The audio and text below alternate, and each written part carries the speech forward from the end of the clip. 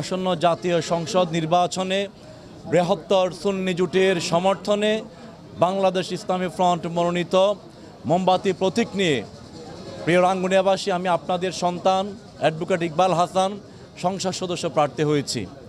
আমি কৃতজ্ঞতা জানাচ্ছি, মোবারকবাদ জানাচ্ছি রাঙ্গুনিয়ার 15টা ইউনিয়ন, একটা পৌরসভার প্রায় 4 লাখ জনগোষ্ঠীর সর্বস্তরের মানুষের যে স্বতঃস্ফূর্ত সমর্থন মোমবাতির পক্ষে আপনারা দিয়েছেন।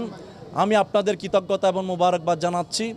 আমরা স্পষ্ট করে বলতে চাই, রাঙ্গুনিয়ার প্রত্যেকটা দল, মত, ধর্ম, বর্ণের মানুষকে নিয়ে আমরা রাঙ্গুনিয়াকে শান্তি, সম্প্রীতি, নিরাপদ এবং ঐক্যবদ্ধ রাঙ্গুনিয়া হিসেবে গড়ে তুলতে চাই। এই লক্ষ্যে আমরা ইতিমধ্যেই আমাদের সার্বিক গণসংযোগ প্রচারণার মধ্যে আমরা রাঙ্গুনিয়ার প্রতিটা ঘরে ঘরে গিয়েছি। প্রত্যেকটা দল, মত, ধর্ম, বর্ণের মানুষের সাথে আমরা সংলাপ করেছি।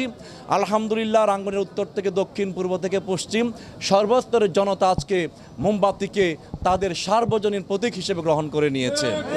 তো আমরা কৃতজ্ঞতা এবং ধন্যবাদ জানিয়ে বলতে চাই, রাঙ্গুনিয়ার সার্বিক উন্নয়নের জন্য আমরা 13 দফা কর্ম পরিকল্পনা গ্রহণ করেছি এবং রাঙ্গুনিয়ার শিক্ষা, রাঙ্গুনিয়ার বেকারত্ব দূরীভূতকরণ, তরুণ প্রজন্মের কর্মসংস্থান, স্বাস্থ্যকে ঘরে ঘরে পৌঁছিয়ে দেওয়া, রাঙ্গুনিয়ার প্রবাসীদের সমস্যা সমাধান, রাঙ্গুনিয়ার অবকাঠামোগত উন্নয়ন, রাঙ্গুনিয়ার দক্ষ জনশক্তি সৃষ্টি করা, রাঙ্গুনিয়ার বিশেষ করে কর্ণফুলীর অবৈধ বালু উত্তোলন বন্ধ করে মৎস্য অর্থনীতি, ঘুমাবিল রক্ষা করে কৃষি অর্থনীতি আমরা রূপরেখা প্রদান করেছি।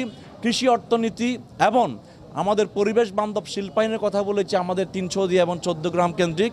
পাশাপাশি আমরা রাঙ্গুনিয়ার সবচেয়ে বড় চ্যালেঞ্জ সন্ত্রাস, মাদক ব্যবসা, বালুদস্যুতা এবং চাঁদাবাজি, এইগুলোকে আমরা চ্যালেঞ্জ হিসেবে নিয়ে আমি সুপ্রিম কোর্টে একজন আইনজীবী হিসেবে এগুলোকে শান্তি এবং নিরাপত্তা বিধানের জন্য, দুর্নীতি দমনের জন্য, সুশাসন প্রতিষ্ঠার জন্য আমরা সুনির্দিষ্ট রূপরেখা আমাদের 13 দফা কর্ম পরিকল্পনায় আছে।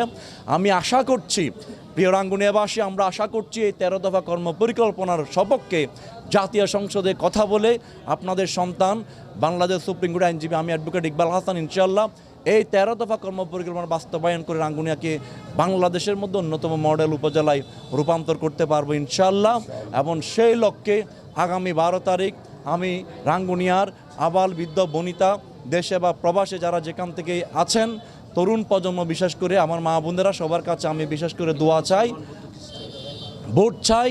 আমি সবাইকে নিয়ে, আমাদের স্লোগান হচ্ছে সবাইকে নিয়ে সবার জন্য আমরা গড়ে তুলব আমাদের রাঙ্গুনিয়া, যেখানে রাঙ্গুনিয়ার হিন্দু, রাঙ্গুনিয়ার বৌদ্ধ, রাঙ্গুনিয়ার মুসলমান আমরা সবাই একসাথে নিরাপদে থাকব। প্রতিষ্ঠিত হবে শান্তি এবং সম্প্রীতির সমাজ। আমরা বিদায় ঘণ্টা বাজাতে চাই সংঘাত, সংঘর্ষ এবং সহিংসতার রাজনীতি বিদায় করে আমরা রাজনীতিতে ইতিবাচক পরিবর্তন আনতে চাই। সেই ইতিবাচক পরিবর্তনের স্লোগান দিয়ে মোমবাতির প্রতীকের স্লোগান হচ্ছে শান্তি, সম্প্রীতি, সৌহার্দ্যের রাজনীতি চাই এবং সন্ত্রাস, সহিংসতা, প্রতিহিংসা রাজনীতির অবসান চাই। আবারও সবার সাথে সবার জন্য রাঙ্গুনিয়া গড়ে তোলার জন্য, আমার হাতকে শক্তিশালী করার জন্য মোমবাতি প্রতীকে আপনাদের সবার দোয়া এবং সমর্থন চাই। রাঙ্গুনিয়ার মধ্যে এখনও শান্তিপূর্ণ অবস্থা বিরাজ করছে। আমরা সবাইকে ধন্যবাদ জানাবো যে প্রতিদ্বন্দ্বী প্রার্থীরা যে ধৈর্যের পরিচয় দেওয়ার জন্য আমি আহ্বান জানাবো যে কিছু জায়গার মধ্যে আমাদের দলীয় প্রার্থীর এজেন্টদেরকে, কর্মীদেরকে হুমকি দিচ্ছে বলে আমরা বিভিন্নভাবে সংবাদ পাচ্ছি এবং আমাদের দলীয় প্রার্থীর ব্যানার এবং লিফলেট ক্ষতি করছে বলে আমরা খবর পাচ্ছি। আমি আহ্বান জানাবো প্রতিদ্বন্দ্বী প্রার্থীর নেতাকর্মীরা এই সমস্ত অন্যায়মূলক কাজ থেকে বিরত থাকবেন। আমরা শান্তির পক্ষে, আমরা সংঘাতের বিরুদ্ধে। আমরা চাই একটা শান্তিপূর্ণ একটা নির্বাচন হোক এবং মানুষ দীর্ঘদিন ভোট দিতে পারে নাই, এবার